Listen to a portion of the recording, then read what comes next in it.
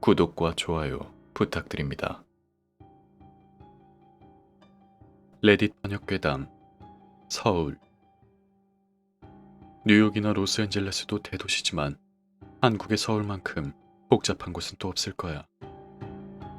지난 6개월간 서울은 3번은 갔는데 아직도 뭐가 어디에 있는지 잘 모르겠어.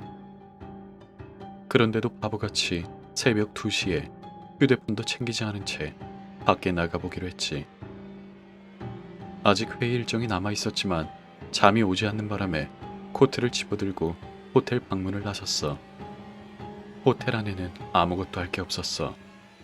바는 닫았고 컴퓨터룸은 잠겨있는 데다 수영장과 짐은 밤 10시면 영업이 끝났거든.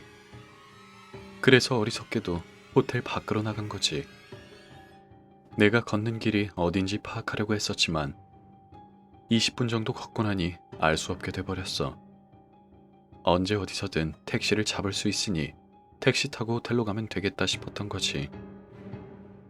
몇 분 더 지나니 고층 빌딩과 차 소리도 사라지기 시작했어. 내가 바라던 상황이었지. 그리고 작은 편의점이 보였어. 맥주 몇 병이라도 사서 근처 공원에서 마실 생각이었지. 가게 안으로 들어가니 카운터에 서 있던 여직원이 인사를 했어. 아주 낡은 가게였고 자그마한 키의 여직원은 20대 초반 정도 돼 보였어. 문제될 건 없겠지만 내 눈에는 그처럼 젊은 사람이 이렇게 다 쓰러져 가는 가게에서 일을 한다는 게 좀 이상해 보였어. 하지만 생각은 떨쳐버리고 한국에서 가장 유명한 술인 소주 2병을 샀지. 나는 계산을 하고 가게를 나섰어. 조용한 곳에 있으니 날씨도 더 상쾌하게 느껴졌어. 2월 중순이면 되게 추운 게 정상인데 시원하기만 해서 코트도 벗었지. 내 생에 가장 평온한 시간이면 틀림없었어. 서울 그 어느 곳보다 사람이 없다는 것도 한몫했겠지. 그렇게 소주를 홀짝이며 걷다 보니 주위엔 건물이 거의 없더라고. 저 멀리 공원이 하나 보였고 그 외에는 편의점을 포함해서 작은 건물 3개밖에 없었어. 나도 모르는 사이 공원을 향하고 있다는 걸 깨달았지만 남은 소주를 마시기에 더할 나위 없는 장소 같아 계속 가보기로 했지. 가는 동안 한 병을 다 마셔서 빈 병을 주머니에 넣었어. 숨 좀 돌리려고 잠시 멈춰서서 나머지 한 병의 뚜껑을 따고 보니 공원이 어째 더 멀어진 것 같았어. 눈을 문질러 봤지만 공원은 여전히 처음보다 더 멀리 있었지.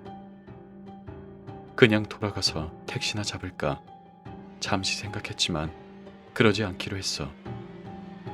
공원까지 벌써 반은 온 데다가 입도 되지 않은 소주 한 병을 포기할 수 없는 것 아니겠어? 이번에는 걸으면서도 공원에만 정신을 집중했어. 소주를 마실 때만 잠시 공원에서 눈을 뗐지. 공원에 더 가까워졌다는 게 확실해졌을 때 천천히 진정이 되기 시작했어. 그리고 공원까지 얼마 남지 않았을 때 뭔가에 발이 걸려 넘어지고 말았어. 그리고 넘어지는 그 순간 귓가에 누군가가 속삭이는 듯한 소리가 들려왔어. 한국말이었지만 최선을 다해 번역해본 결과 이리 와, 들어와, 재밌어. 바로 일어나서 주위를 둘러봤지만 있는 거라곤 날 넘어지게 한 빈 맥주병 뿐이었어.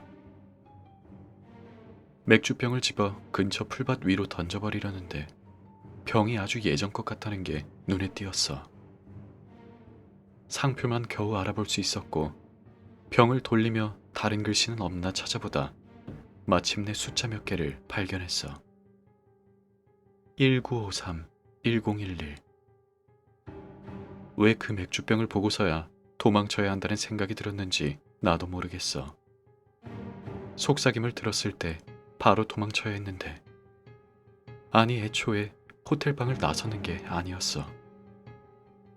편의점 쪽으로 달아났지만 발을 뗄 때마다 공원이 날 부르는 소리가 들려왔어. 도망가지 마. 여기 와서 놀자.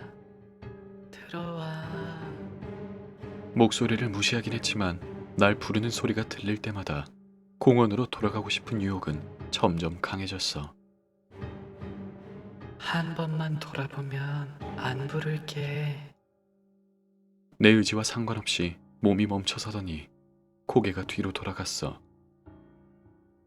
그런데 공원은 어느새 온데간데 없었고 아이들 한 무리가 공터에서 뛰어놀고 있었어. 맥주병을 든 남자 한 명이 공원 쪽을 향해 걸어가다 뒷주머니에서 칼을 꺼내더니 맥주병을 땅 위에 던져버렸지. 아이들은 놀이를 멈추고는 호기심이 담긴 얼굴로 남자를 올려다봤어. 남자는 속도를 줄이지 않고 첫 번째 아이에게 다가가 칼을 치켜들었지. 하지만 남자가 아이를 찌르기도 전에 다른 아이들이 남자를 둘러싸더니 각자 칼을 꺼내드는 거야. 몇몇은 남자의 다리를 찔렀고 또 몇몇은 남자를 향해 뛰어올랐어. 나머지 아이들은 남자의 등을 찌르고는 낄낄 웃어댔지. 남자의 피가 공터를 가득 적셨어. 나는 차마 더 볼 수가 없어 몸을 돌리고는 편의점 쪽을 향해 계속 뛰어갔어. 공원과 아이들의 웃음소리를 피해 계속 달아났지. 편의점에 가까이 가자 소리가 멈췄고 뒤를 돌아보니 공원은 다시 그곳에 있었어. 편의점에 도착해 문을 열려 했지만 잠겨 있었어. 뻑뻑해서 안 열리는 것이길 바라며 세게 흔들어 봤지만 꿈쩍도 하지 않았지. 절망감이 온몸을 감싸기 시작했지만 무시하려 했으며 발걸음을 옮긴 그때 문 안쪽에서 아까 그 젊은 여직원이 나타났어. 손잡이를 가리키며 열어달라고 해봤지만 여자는 천천히 고개를 저었어. 그리고 여자가 얼굴을 움직일 때마다 피부 조각이 떨어져 내렸어. 여자가 말했어. 공원으로 가. 영원히 머물 수 있어. 영원히 죽지 않을 수 있어. 나는 고함을 지르며 여자의 얼굴이 비친 문을 주먹으로 내리치곤 다시 달아나기 시작했어. 익숙한 건물이 나타나니 마음도 서서히 차분해졌지. 그리고 몇 분 후에는 걷기 시작했어. 분주한 서울의 거리 풍경이 눈에 들어오자 무릎을 꿇고 살려줘서 감사하다는 기도를 올렸지. 그리곤 소주병을 꺼내 길게 한 모금 들이켰어. 다 마신 병을 버리고 고개를 드니 다시 공원에 와 있었어. 어둠 속에서 나타난 아이들이 천천히 내 쪽으로 걸어왔어. 공포에 질려 주위를 둘러보며 몸을 숨길 곳을 찾다가 낡은 공중전화 박스를 발견했어. 간신히 몸을 일으켜 전화 박스 안으로 뛰어들어가 전화기를 집어들었지. 짧게 기도를 읊은 후 전화기를 귀에 가져다 댔어. 신호음이 들렸을 때 그 안도감은 말로 표현할 수 없을 정도야.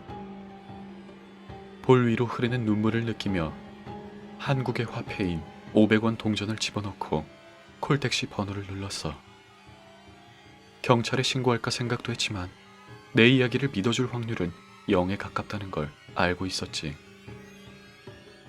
전화를 받은 직원에게 이비스 호텔 근처에 있는 공원으로 택시를 보내달라 했어.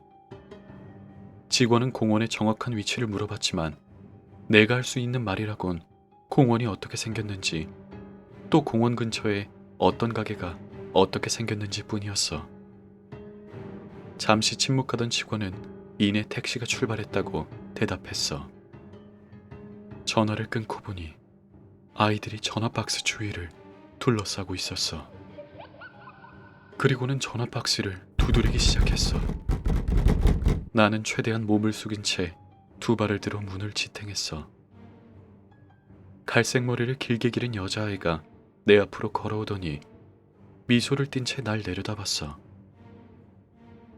그리곤 아이의 상체와 다리가 부글부글 끓어오르며 얼굴이 길게 늘어나더니 편의점 여자의 얼굴로 변해버렸지.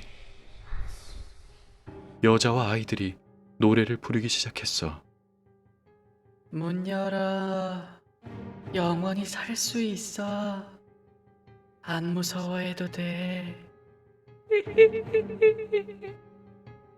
아이들 몇몇이 칼을 문틈에 꼽고 비틀어 열려고 했어. 여전히 다리로 문을 지탱하고 있던 탓에 칼날이 발을 파고들었고 그때마다 고통이 전신을 휘감았지만 나는 살기 위해서 버티고 또 버텼어. 발 따위 어떻게 되든 상관없었어. 그저 살고 싶었을 뿐. 호텔에 있고 싶었어. 그리고 집으로 돌아가고 싶었어. 다리에 힘이 풀려가기 시작할 때쯤 저 멀리서 자동차 경적 소리가 들렸어. 오른쪽을 돌아보니 콜택시가 보였지. 두 발을 딛고 서서 아이들의 공격에 맞설 준비를 했지만 성급한 경적 소리만 들려올 뿐이었어. 눈을 살짝 뜨니 여자와 아이들은 사라지고 없었고 공원은 그 사이에 훨씬 더 낡아 보였지. 공중전화 박스 문을 열고 미친 듯이 택시로 뛰어가 뒷좌석에 올라탔어. 택시기사는 나를 흘깃 보더니 어디로 가냐고 물었지. 내가 이비스 호텔이라 웅얼거리자 택시가 출발했어. 가는 내내 기사가 이상하다는 듯 날 쳐다보길래 이유를 물었지만 그는 어깨를 으쓱할 뿐 대답이 없었어. 호텔 앞에 도착해 문을 열고 머리를 빼내려던 그때 기사가 내 어깨를 움켜쥐었어. 그리곤 속삭였지. 몇 주에 한 번씩 꼭 거기서 콜이 들어와. 그러니까 위치를 알지. 무슨 일이 있어도 그 공원엔 가면 안 돼. 거기에 아직도 애들 귀신이 나와. 걔들이 마을 사람들을 12명이나 죽였대지. 걔들을 막으려고 했던 사람들도 많았지만 전부 실패했어. 그 귀신들 계속 공원에 살면서 공원 가까이 오는 멍청한 사람들을 괴롭히는 거야. 자네는 운이 좋았네. 나는 지금 호텔에 있어. 너희들에게 경고를 해주고 싶어서 이 글을 써봤어. 만약 한국에 간다면 서울에 머물겠지. 부디 사람 많은 데서만 지내길 바래. 이 경고를 끝으로 난 다시 공원으로 가볼까 해. 그 모든 걸 잊을 수가 없었거든. 영원히 살고 싶어. 진정한 행복이 무엇인지 알고 싶어.